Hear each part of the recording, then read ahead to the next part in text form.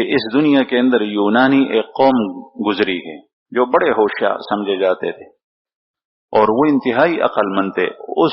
ان یونانیوں کے فلاسفہ مشہور ہے، ان کی کتابوں کے اندر تذکرہ اب بھی ہم پڑھتے ہیں آتا ہے کہ فلاں فلسفی یہ کہا، یہ کیا، یہ کیا. اتنے بڑے فلاسفہ تھے کہ ایک فلسفی کو، افلاطون کو، اپنے باپ نے اپنے استاذ کے پاس بھیجا سبق کے لیے. فلسفہ پڑھایا جاتا تھا. ایک ہفتہ گزر گیا، باپ گیا اپنے بیٹے کی خبر لینے کے لیے کہ وہ کتنے پانی میں ہے، کچھ سیکھا یا نہیں. ایک ہفتہ کے بعد ہم مدرسے میں طالب علم کو بھیج دیتے ہیں لیکن سال ہر سال گزر جاتے ہیں، کوئی خبر نہیں دیتے. اسکول بھیجتے ہیں تو روزانہ اس کے ساتھ جاتے ہیں، اسکول کے دروازے پہ چھوڑتے ہیں، وہاں سے وصول کر کے گھر لے آتے ہیں.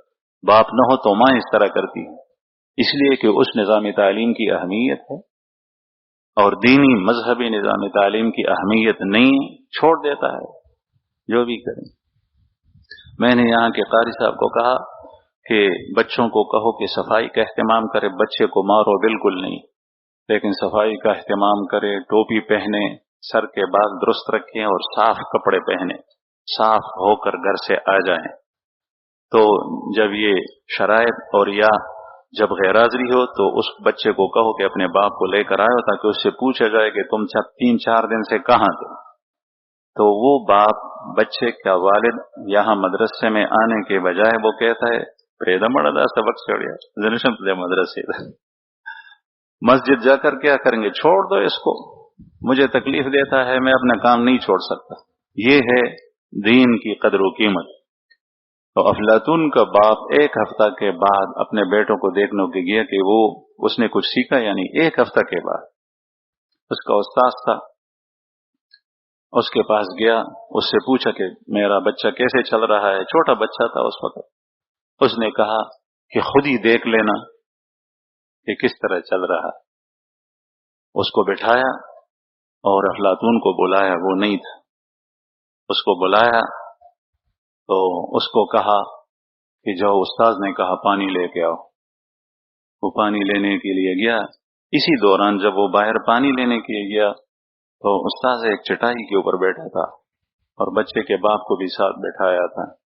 تو اس نے نیچے ایک کاغذ رکھا، کاغذ جہاں وہ بیٹھے تھے، کاغذ رکھا اور پھر اس چٹائی کو اوپر بچھا دیا. کاغذ نظر نہیں آ رہا. وہ جب آیا افلاطون، اس نے پانی کا گلاس استاذ کو دیا تو کبھی اوپر دیکھتا ہے، کبھی نیچے دیکھتا ہے، کبھی اوپر دیکھتا ہے، کبھی نیچے دیکھتا ہے. کل برگوری کل کتبوری. استاذ نے اس سے پوچھا کیا ہوا، کیوں اوپر نیچے دیکھتے ہو؟ اس نے کہا کہ میں دیکھتا ہوں کہ چھت نیچے آئی ہے یا زمین اوپر کی طرف اٹھی ہے. اس نے کہا وہ کیسے؟ کہنے لگا جب میں یہاں سے جا رہا تھا پانی لینے کے لیے تو تم لوگ یہاں نہیں تھے، اب تم لوگ اوپر ہو گئے ہو، تو یا تو چھت نیچے کی طرف جھک چکی ہے یا تمہاری زمین اوپر کی طرف اٹھی ہے. اس نے وہ دری کے نیچے کاغذ کی جو موٹائی تھی اس کو محسوس کر رہا تھا، اتنا تیز دماغ تھا اس کو.